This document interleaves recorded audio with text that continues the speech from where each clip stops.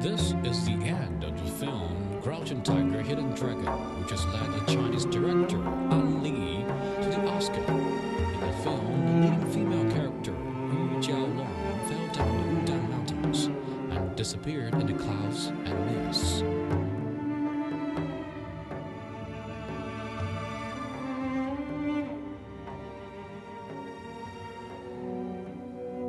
There are the real Wudang Mountains that lies near the Hanshui River, the biggest tributary of the Yangtze River, in the northwestern Hubei province of China.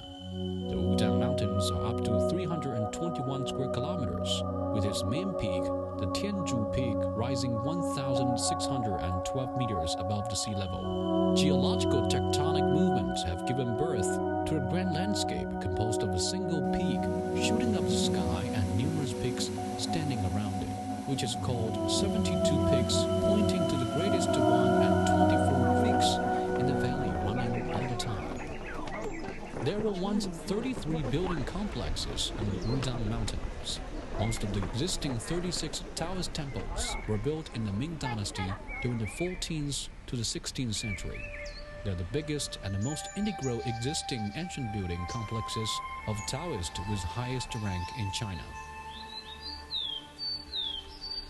Some of these buildings are on the top of the perilous peak, some hidden between cliffs and the bluffs, some beyond the rivers, and some setting off among the woods. They incarnate the great harmony between the man-made constructions and natural landscape. In 1994, the Wudang Ancient Building Complex was inscribed by UNESCO onto the World Heritage List.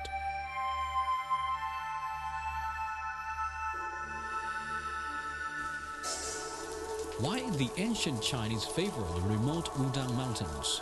Why did they build such splendid buildings there? To find the answer, one must track back to the immortals in Taoism. In old Chinese legends, the immortals are the supernatural beings who can live a long life and have some supernatural ability. These immortals were once ordinary people. They made up their mind to cultivate themselves according to the religious doctrine and finally became immortals. When they were following the religious doctrine, they must get away from the secular world. The Wudang Mountains lies in the subtropical warm and wet climate. The peaks are hidden in the clouds and mists all year long. People can hardly see the real features of them. The environment here is nice and secluded. That's why since ancient time, this place has been regarded as a mountain of immortals and the residence of the immortals. It is recorded that from Eastern Han Dynasty at about 200 AD, some Taoist followers began to build houses and concentrate on cultivating themselves according to the religious doctrine. In the 14th century, when the building of the Forbidden City in Beijing was underway, the Ming Emperor Yongle had another Forbidden City built on the Wudang Mountains for Emperor Xuanwu, god of North in Taoism. This Forbidden City began with the Jingle Palace at the foot of the mountain and ended with a gold pinnacle on the Tianzhu Peak. It is twice as large as the Forbidden City in Beijing.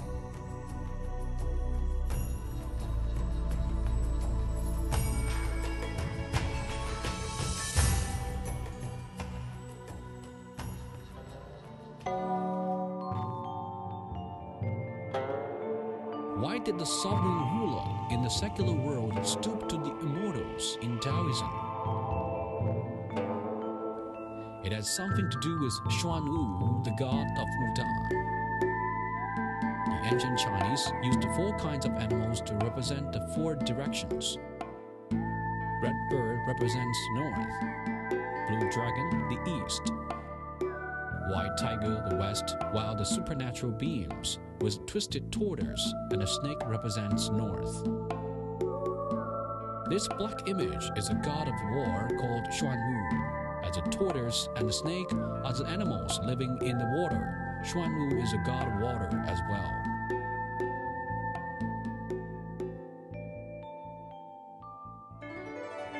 From the appearance, the main peak of the Wudang Mountains is like a tortoise with its chin rising up.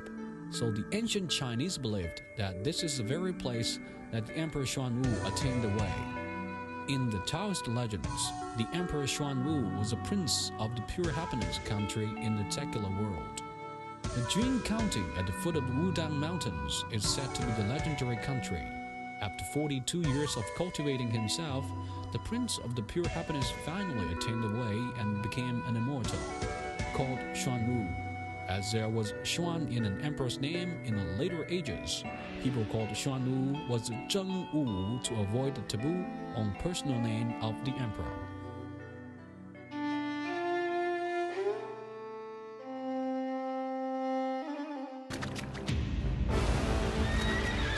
In the 11th century, as the north part of China was mired in war, the emperor paid great attention to the god of north.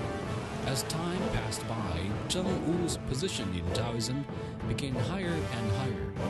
The name of the mountains Wudang indicate that this mountain belongs to Zheng Wu, and only Zheng Wu can take on this mountain of immortals.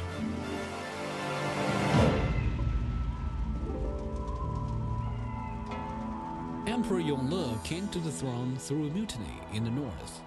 He took Zheng Wu as a guardian for him and his whole kingdom. As soon as he seized the power, he ordered 300,000 civilian workers and craftsmen to build a massive building complex on Wudang Mountains. In a dozen years, according to the theme of combining imperial power with that of God, the craftsmen built a 70-kilometer-long road of God, as well as integral and spectacular Taoist building complexes along the road. Such scale and complexity is rare in the world.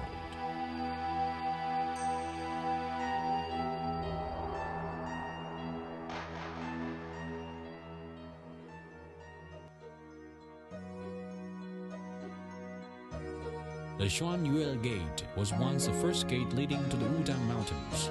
Though the mountain road lays wasted today, you can still tell its good old days from the splendid stone arch.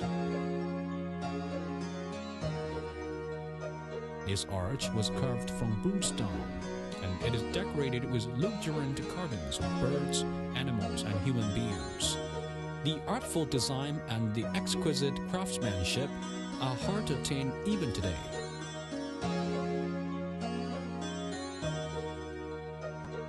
Taoism advocates taking things as they come. So protecting the feng shui of the sacred mountain became a law of building the architectures on Wudang Mountains. The so-called feng shui is the harmony between the constructions and the environment. It was said that Emperor Yongle had issued several imperial orders to forbid any disturbance of the mountain's feng shui. This building is called Wuyun Tower. On one end of the building, there is a wood stanchion overlapped with 12 crossbeams. This is a legendary one-stanchion, 12-beam structure. From the terrain, we can see the Wuyun Tower lies on a slope. If workers excavated the mountain or filled and levered up the slope, it would disturb the feng shui.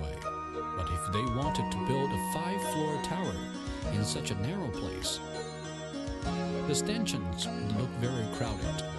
So on the top layer, architects used a main stanchion to support 12 crossbeams, creating a miracle. After hundreds of years weathering, this incorporation of mechanics and aesthetics still stands steadily and become a wonder in China's ancient architectural history.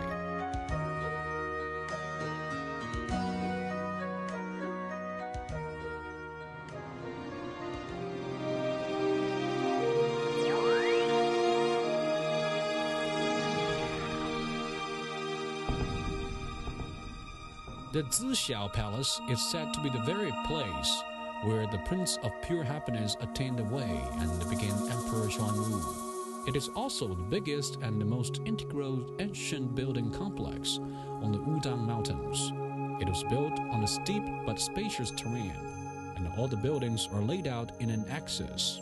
Along the mountain from the foot to the top, there are the Hall of Dragon and Tiger, the Pavilion of Tablets with imperial inscriptions, the Shifang Hall, the Great Zixiao Hall, the Parent Hall. These palaces and halls are seemingly crowded but orderly. They are a typical example of making best use of special terrain to construct buildings.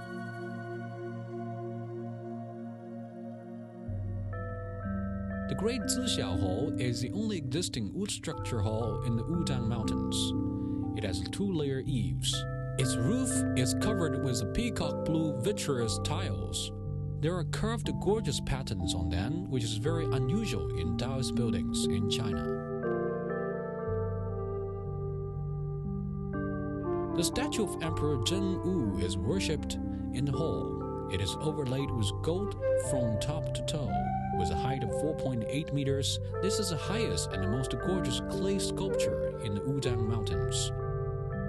This is a mysterious fur in the hall. It is said to be left behind in the Zixiao Palace construction. If you hit one end, others can catch the silvery sound on the other end, and words spoken on one end can also be heard on the other.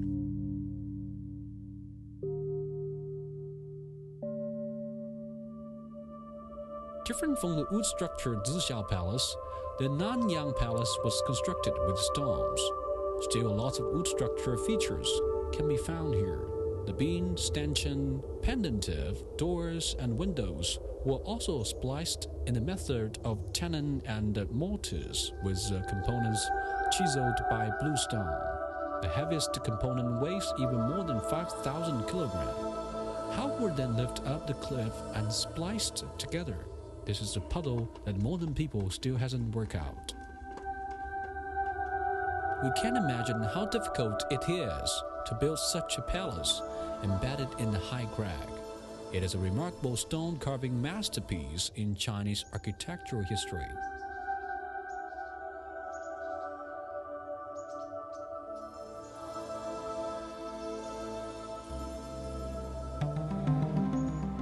The most risky place in the Nanyang Palace is this rock with dragon head carving. An incendiary was put on a curved 3-meter-long rock out of the cliff. The top of the rock is a dragon head and the middle is neck. It is said that if you want your wishes come true, you must step on the 30-centimeter wide dragon's neck to put the incense into the incendiary on the dragon head and then retreat back 3 steps to the palace upon the abyss. Being too dangerous a place, it is now blocked with a guardrail around it.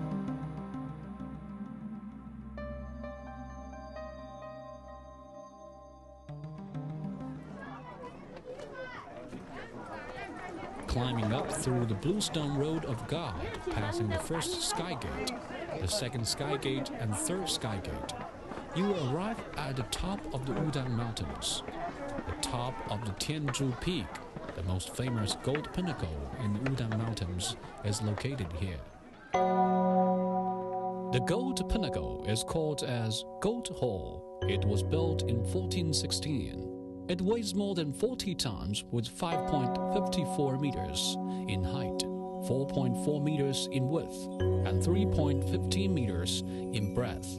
The craftsmen used the methods of tenoning and welding to build this airproof hall with the components of cupra. There were 68 lovely cupra-made animals on the ridges and refined floral forms carved all over the roof tree and sunk panel inside the hall.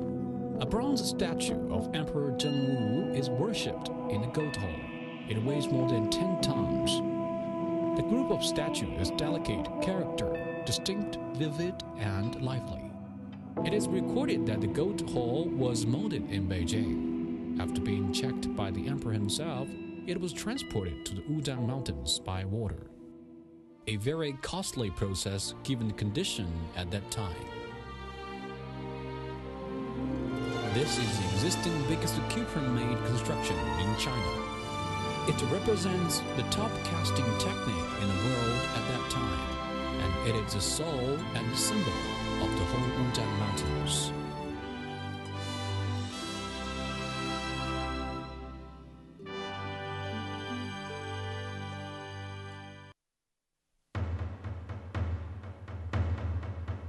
Besides the beautiful natural scenery and the large ancient building complexes, what is well known to Chinese people of Wudang Mountains is the Kung Fu of Wudang. While Taoists try to cultivate themselves, they always practice Kung Fu, just as what monks do in Shaolin Temple. But as the Chinese say, North Shaolin and South Wudang suggests, they belong to different genres of Kung Fu. Wudang pays great attention to the internal power, calling for cultivating mental strength to fight movements with stillness and the hard with the soft. In this way, people can win by a delayed strike. So it is called soft fist. Take Tai Chi or shadow boxing as an example. It looks quite soft and powerless, but it can beat strong enemies. From its movement and stillness, you can tell the full-bodied cultural atmosphere of Taoism. It adds a mystic color to the Kung Fu of Wudang.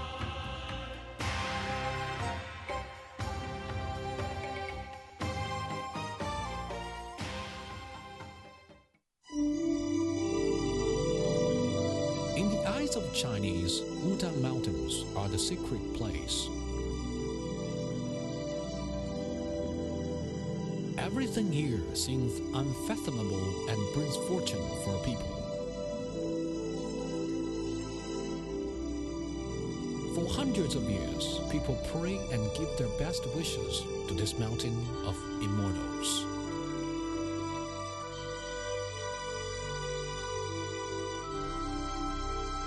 In 1994, members of the UNESCO Heritage Committee commented on Wudang Mountains.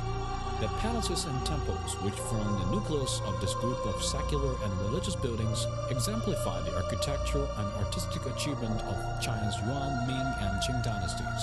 It represents the highest standard of Chinese art and architecture over a period of nearly 1,000 years.